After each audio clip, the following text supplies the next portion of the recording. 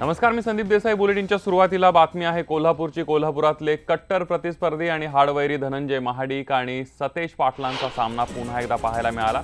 महाआघाडीचे उमेदवार राजू शेट्टींनी हातकणंगलेमधून अर्ज दाखल केलाय, मात्र एकत्र आल्यानंतरही त्यांनी एकमेकांची नजरानजर कटाक्षाने टाळली। गोविंद पानसरे हत्या प्रकरणातील तपासावरून मुंबई हायकोर्टाने मुख्यमंत्री देवेंद्र फडणवीस यांना फटकारलंय। मुख्यमंत्री आहात की एका पक्षाचे नेते, विविध खाती सांभाळताना कार्यक्षमताही दाखवा, असे खडे बोल हायकोर्टाने सुनावले। राज्याचे सामाजिक न्याय राज्यमंत्री दिलीप कांबळे यांच्या विरोधात औरंगाबादमध्ये फसवणुकीचा गुन्हा दाखल करण्यात आलाय। दरम्यान कांबळे यांनी या प्रकरणी खुलासा केलाय। निवडणुकीच्या तोंडावर माझी आणि पक्षाची बदनामी करण्याचा प्रयत्न असल्याचं कांबळे म्हणाले। दरम्यान वाईन शॉपचा परवाना मिळवून देण्यासाठी 1,92,00,000 रुपयांची फसवणूक केल्याचा आरोप कांबळे आणि अन्य 4 जणांवर आहे। या प्रकरणानंतर भाजपचं राज्यातील सरकार ही अलिबाबा आणि 40 चोरांची टोळी असल्याची टीका काँग्रेसने केली आहे।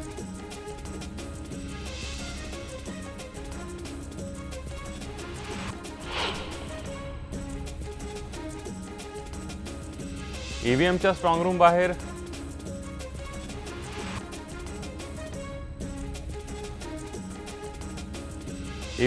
रूम बाहेर खासगी सुरक्षा रक्षक नेमणार असल्याचं काँग्रेस उमेदवार नाना पटोले यांनी सांगितलंय। ज्या स्ट्रॉंग रूम मध्ये ईव्हीएम ठेवण्यात आले तिथले सीसीटीव्ही बंद असल्याचा व्हिडिओ नाना पटोलेंनी समोर आणलाय।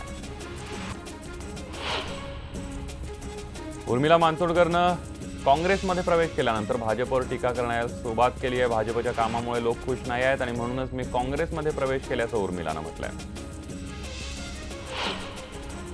भाजपचे मुंबई अध्यक्ष आशिष शेलार आणि मनसे अध्यक्ष राज ठाकरेंना डिवचलंय। शेलारांनी एक ट्विट केलंय, त्यामध्ये शिवाजी पार्कच्या बाबळीला बारामतीची बोरं असं म्हणत राज ठाकरेंसह शरद पवारांनाही टोला लगावलाय।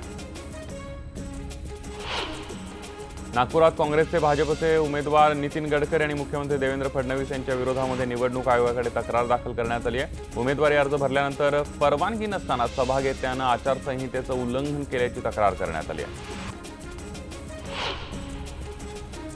गडकरी यांच्या नागपूरमधल्या प्रचार कार्यालयाचं उद्घाटन करण्यात आलंय। काँग्रेस कार्यकर्ते आपण शरीरानं काँग्रेसमध्ये आणि मनानं भाजपमध्येच असल्याचं सांगत असल्याचं गडकरी म्हणाले।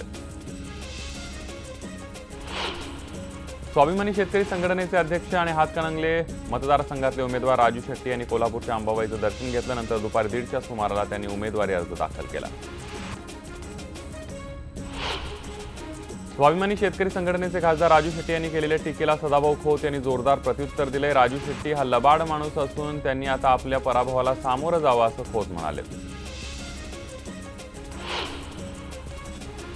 सिंधुदुर्गातल्या भाजपनं अखेर शिवसेनेशी जुळवून घ्यायचं ठरवलं असून भाजपचे कार्यकर्ते विनायक राऊतांचा प्रचार करणार आहेत। रत्नागिरी सिंधुदुर्गात शिवसेनेला मदत करणार नसल्याची भूमिका घेऊन जिल्हाध्यक्ष प्रमोद जठार यांनी कडाडून विरोध केला होता। तर दुसरीकडे सिंधुदुर्ग लोकसभा मतदारसंघातून काँग्रेस उमेदवार नवीनचंद्र बांदिवडेकर यांनी प्रचाराला सुरुवात केली आहे। सनातनबरोबर संबंध असल्याच्या आरोपामुळे बांदिवडेकर वादाच्या भोवऱ्यात अडकले होते। देशात आणि राज्यात आरएसएसचं भाजप विचारांचं सरकार यावं अशी काँग्रेस नेत्यांची धारणा आहे। त्यामुळेच काँग्रेस प्रदेशाध्यक्ष अशोक चव्हाण यांनी राज्यात 30% उमेदवार सनातनवाद्यांशी संबंधित असलेले दिलेत, असा गंभीर आरोप बहुजन विकास आघाडीचे प्रमुख ॲडव्होकेट प्रकाश आंबेडकर यांनी केला। मागील 5 वर्षात भाजप सरकारनं जाहिरातींवर तब्बल 10,110 कोटी रुपये खर्च केलेत। हेच पैसे जर जनतेसाठी वापरले असते तर त्यांचं भलं झालं असते, अशी टीका सुप्रिया सुळेंनी केलाय। तर याविषयक विधेयक मांडणार असल्याचं सुद्धा सुप्रिया सुळेंनी सांगितलंय। महसूल मंत्री चंद्रकांत पाटील यांचा काँग्रेस राष्ट्रवादीवर त्यांनी गंभीर आरोप केलाय। वसंतदादा पाटील घराण्याची वाट काँग्रेस राष्ट्रवादीनंच लावली। यावेळेला बाहेर पडा, पायघड्या घालून बीजेपी तुमच्या स्वागतासाठी तयार असल्याचं चंद्रकांत पाटील म्हणाले। पुण्यात काँग्रेसच्या जागेचा घोळ सुरूच आहे, इतका की आता संभाव्य उमेदवारही कंटाळलेत। एकानं माघार घेतली तर दुसऱ्यानं थेट प्रचारच सुरू केलाय। प्रवीण गायकवाडांनी जरी माघार घेतली असली तरी अरविंद शिंदे आणि मोहन जोशी यांच्यातली रस्सीखेच सुरूच आहे। तर दुसरीकडे अरविंद शिंदेंनी उमेदवारी जाहीर होण्याआधीच प्रचारही सुरू केलाय। सामाजिक कार्यकर्ते बाबा आढाव यांची त्यांनी भेट घेतली, तसंच त्यांच्या अन्य भेटीगाठीही सुरू झाल्यात। रावेर लोकसभा मतदारसंघाच्या भाजप उमेदवार रक्षा खडसे यांनी आपला उमेदवारी अर्ज दाखल केला आहे। हा अर्ज दाखल करत असताना जलसंपदा मंत्री गिरीश महाजन आणि शिवसेना नेते गुलाबराव पाटील, आमदार आणि पदाधिकारी उपस्थित होते। सांगली लोकसभा मतदारसंघातून भाजपनेच उमेदवार आणि विद्यमान खासदार संजय काका पाटील यांनी आपला उमेदवारी अर्ज दाखल केला। यावेळी सांगलीतून लोकसभा मोठ्या मतांनी विजयी होऊ असा विश्वास सुद्धा त्यांनी व्यक्त केला। अहमदनगर लोकसभा मतदारसंघामध्ये राष्ट्रवादी आणि भाजपबरोबर आता मराठा क्रांती मोर्चाचे समन्वयक आणि शिवप्रहार संघटनेचे संस्थापक अध्यक्ष संजीव भोर रिंगणात उतरलेत। ते उमेदवारी अर्ज भरणार आहेत। त्यांनी नगरमधील मेळाव्यामध्ये ही घोषणा केली आहे। जळगाव लोकसभा मतदारसंघाचे राष्ट्रवादी काँग्रेसचे उमेदवार गुलाबराव देवकर यांनी शेकडोंच्या उपस्थितीमध्ये आपला उमेदवारी अर्ज दाखल केला। यावेळी शिवतीर्थ मैदानावरून भव्य प्रचार रॅली काढण्यात आली। बारामतीमध्ये भाजपच्या उमेदवार कांचन कुल यांचा प्रचार जोरदार सुरू झालेला आहे। कांचन कुल यांनी इंदापूरमधल्या विविध गावातील मतदारांच्या भेटी घ्यायला सुरुवात केली आहे।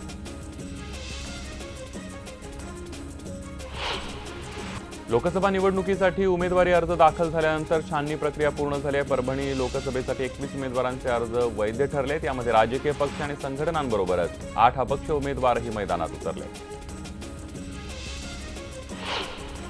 लोकसभा निवडणुकीच्या तोंडावर शेतकरी आक्रमक झालेत। पीक विमा मिळत नसल्याने पाथरी तालुक्यातल्या 6 गावांनी मतदानावर बहिष्कार टाकला। शेतकऱ्यांना विमा मिळत नसल्याची तक्रार या शेतकऱ्यांनी उपजिल्हाधिकाऱ्यांकडे केली आहे। लोकसभा निवडणुकीच्या पार्श्वभूमीवर मोदी यातून घाबरलेले आहेत असं म्हणत योगेंद्र यादव यांनी मोदी आणि सरकारवर जोरदार टीका केली। निवडणुका डोळ्यांसमोर ठेवूनच मोदींनी कालची घोषणा केल्याचं सुद्धा यादव म्हणाले।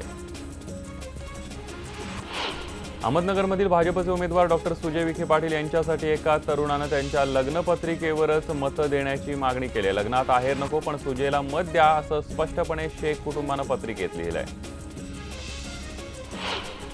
दापोली विधानसभा मतदारसंघामध्ये राष्ट्रवादी काँग्रेसचे उमेदवार सुनील तटकरे यांनी जोरदार प्रचाराला सुरुवात केली। यावेळी प्रतिस्पर्धी शिवसेनेचे उमेदवार उद्योगमंत्री अनंत गीतेंवर जोरदार हल्ला चढवलाय। रायगड लोकसभा मतदारसंघामध्ये गीतेंनी किती रोजगार दिले असा प्रश्न त्याने उपस्थित केलाय। प्रीतम मुंडे यांच्या अर्जावर आक्षेप नोंदवल्यानंतर दादासाहेब मुंडेंवर हल्ला करण्यात आला होता। या हल्लेखोरांना 24 तासात अटक केली नाही तर महाराष्ट्रात मोठं आंदोलन करण्याचा इशारा काँग्रेसचे नेते रवींद्र दळवी यांनी दिलाय। राष्ट्रवादी उमेदवार पार्थ पवार पुन्हा एकदा ट्रोल झालेत। पार्थ पवारांचा धावतानाचा व्हिडिओ वाऱ्यासारखा व्हायरल झालाय। मात्र मोहल्ला परिसरात पार्थ पवार यांची कुठलीही सभा नसल्याचं बोललं जातंय। निवडणुकीपर्यंत असे स्टंट पाहायलाच मिळतील अशी टीका नेटिझन्सनी केली आहे। कुठे नेऊन ठेवलाय भारत माझा असं म्हणत जर नरेंद्र मोदी 1 महिन्यात नोटबंदी करून क्रेडिट कार्ड आणू शकतात तसंच पार्थ पवार 1 महिन्यात मावळ बदलून दाखवण्याचं काम करणार असल्याचं खुद्द पार्थ पवार यांनीच म्हटलंय। लोकसभा निवडणुकीमध्ये चंद्रपूरमधून अर्ज मागे घेण्याच्या शेवटच्या दिवशी 17 पैकी 4 उमेदवारांनी माघार घेतली आहे। यामध्ये इतर उमेदवारांबरोबरच केंद्रीय गृहमंत्री हंसराज अहिर, काँग्रेसचे बाळू धानोरकर आणि वंचित आघाडीचे राजेंद्र महाडोळ यांच्यात लढत होणार आहे। भंडारा गोंदिया लोकसभा निवडणुकीचे अर्ज मागे घेण्याच्या शेवटच्या दिवशी भाजपच्या 2 बंडखोर नेत्यांपैकी डॉक्टर खुशाल बोपते यांनी आपली उमेदवारी मागे घेतली आहे तर राजेंद्र पाटलांनी आपली उमेदवारी मागे न घेतल्यानं भंडारा गोंदियात तिहेरी लढत बघायला मिळणार आहे। सर्वसामान्य जनतेमध्ये मतदानाबाबत जागरूकता निर्माण व्हावी यासाठी वाशिम जिल्हा पोलीस दलाकडून ठिकठिकाणी पथनाट्य सादर करण्यात आले। यावेळी जातीय सलोखा आणि मतदान जागृतीचा संदेश देण्यात आला।